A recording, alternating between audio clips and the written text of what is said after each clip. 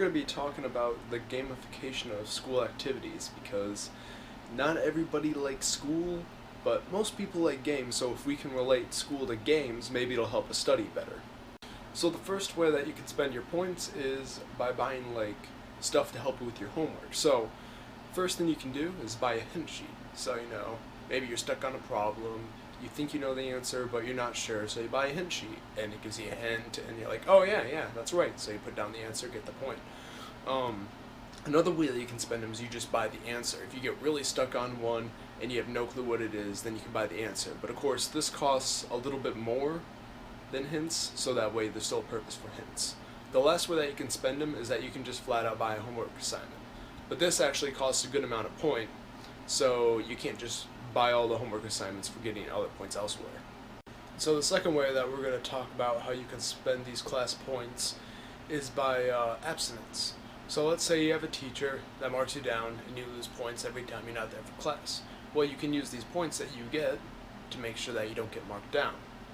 Maybe the teacher, gives extra credit if you're there for all your classes. Well, once again, you can just use these abstinence points so that you get that extra credit.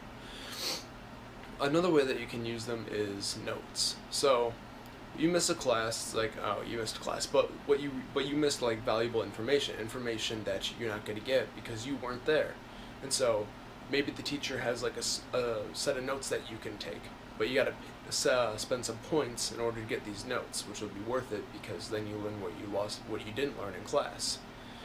This is especially good if you go on vacation, because let's say your parents want to go on vacation, so you take a few days off in the school year, and now you can use these points to make it seem like you were never gone, and therefore you're still academically sound. It also would help if a family matter comes up and you have to leave school, or an emergency or something, and it just helps that student get back on track after what may have just happened. So next we're going to be talking about final bosses, or should I say exams.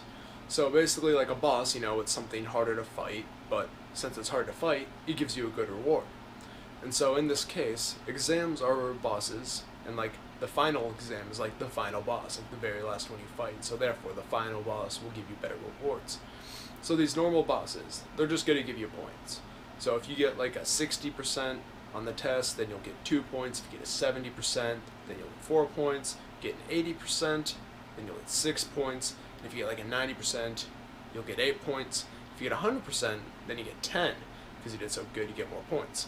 But at the same time, it's not punishing you if you do bad. It's giving you a chance to spend these points wisely, so hopefully you do better next time.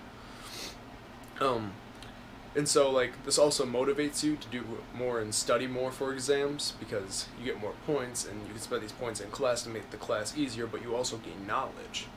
And so since the final exam is after classes are over, there's no point having points because you can't spend it on anything after that. So instead, maybe the final exam should include something like coupons to Uccello's. I don't know, I like that restaurant, so or just coupons anywhere, or just something that the teacher just wants to give the students.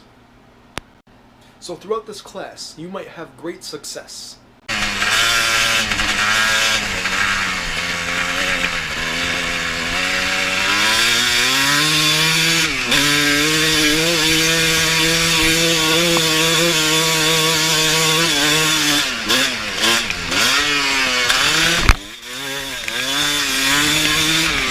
Or maybe in this class you'll struggle and you'll sort of fail.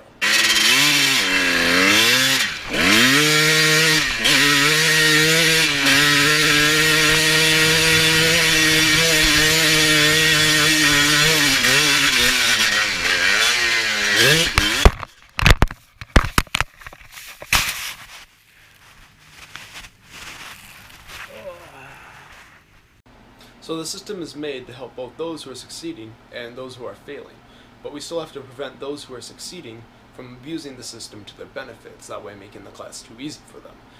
And so you can do this by giving people points for coming to class. That way if you're not doing good in the class, you can come into class, get points, make it easier on yourself, so hopefully you'll learn more and get by. Or but you get negative points if you don't come to class. That way you can't, if you're one of the people who keeps doing your homework and succeeding, you can't just not come to class because you did all your homework and got all the points. You just spent them all in skipping class. You get negative points, so that way it adds up. So all in all, this system of gamification is here to help students both do good in the class, but also make them more interested, because if you're interested in the subject you're learning, you tend to learn a lot more than if you absolutely just don't want to learn about it at all.